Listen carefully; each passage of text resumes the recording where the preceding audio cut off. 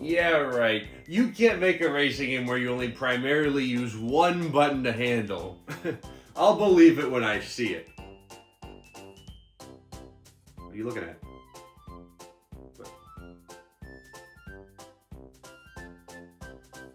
Now, I've played my fair share of Kirby games, but there's always been one little title on the GameCube, this underrated hidden gem that most Kirby fans hold so dearly to their hearts. A game that I know absolutely nothing about. Kirby Air Ride originally came out on the GameCube in 2003, and to this day, I have not only never had the chance to try it, but I've also seen zero gameplay of it. This is just one of those games that just kind of slipped through my fingers, so when another one got announced for the Switch 2, I was pretty excited to give it a shot. Until I heard it was coming out in what seems to be like the year of racing games. Like, this doesn't make the game feel like less, you know, but say you're eating a candy bar. That thrill of opening it up and scarfing it down kinda fades on the third one. Regardless, I ignored all the advertising for it, even the so much gameplay footage they showed off. Like, what, there was a couple hours of directs before this even came out for some reason? So this is probably one of the first games I went completely blind into, and I'll be honest, I was pretty excited. So, I'll be honest, I didn't know what to expect, but the second this game opens, Smash Bros. Clearly leaked all of its DNA into this game.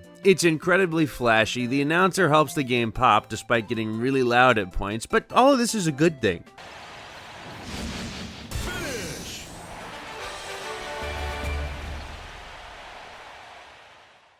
Anywho, jumping in, the game prides itself on its extremely limited control scheme. Yep, that's it. So yeah, Kirby Air Riders is a racing game, but it's like the farthest thing it could be from a Mario Kart clone. How it works is Kirby and his funny little warp star go max speed on their own, and all you can do is slow down on turns. But slowing down while holding B builds up your boost meter, helping you pull off incredibly tight and satisfying turns. On the surface, yeah, this game's a racing game, but at its core, it's a party game. Racing really only makes up 20% of the game. It's packed with side modes and a bunch of different experiences. But for now, we're just going to talk about Air Ride, the main racing mode. First you pick your racer, then you pick your vehicle, but this is no easy task because each rider and vehicle plays completely different. So you gotta choose who fits your playstyle. Like, I really like Susie from Kirby Planet Robobot, but I cannot stand the way she plays, so I just stick to Kirby and the Warp Star. And because I know how to handle these two. Okay, less I know how to handle these two, more these two I make the least amount of mistakes with. I'll be honest, and this might be because I've never played a Kirby Air Ride game before, but some of these stages I think are really fun, and others... Let me put this into perspective for you.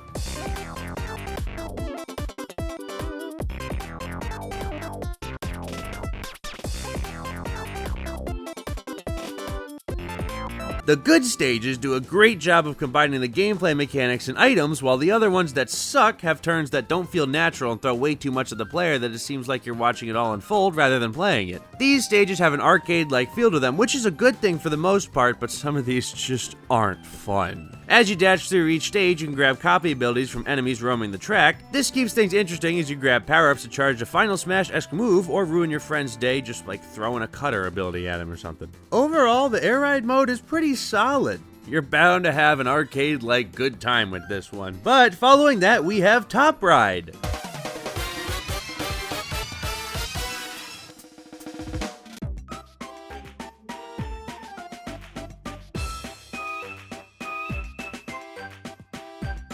I could care less for Top Ride.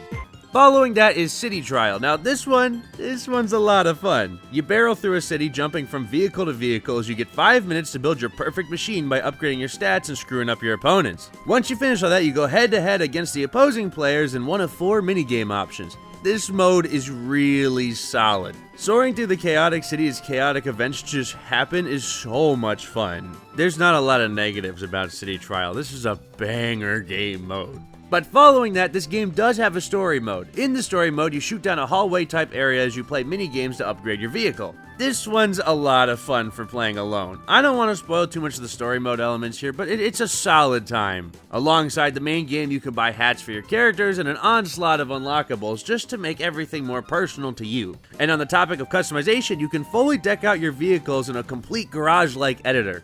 I spent way too much time in here. But back to the announcer stuff I mentioned before, this game does a really good job at feeling like a video game. I feel like most games that release nowadays stray away from what make video games good, like focusing more on graphics over gameplay and keeping things flashier rather than smooth. Air Ride does a good job at feeling like a classic arcade-type video game, and I really like that. Kirby Air Riders has a lot of content, and it's definitely an extremely polished and fun game, but if you have nobody to play this with, don't buy it. I think $70 for this title is already pretty hefty, but if you're thinking of playing alone, it's not fun at all. At the end of the day, Kirby Air Riders is a very solid game. I can see myself returning to it plenty of times with friends. I don't think it's perfect. Some of the stages work against the controls. The one-button playstyle is neat, but feels a little bit too limiting. And Top Ride just sucks. But the positives make up for the negatives. Well, yeah, the game is pretty simple itself. Kirby Air Riders is a really fun party game for you and your friends to enjoy. Too bad I'm the most basic guy on the planet, and no matter what happens, I'm always going to go back to Mario Kart.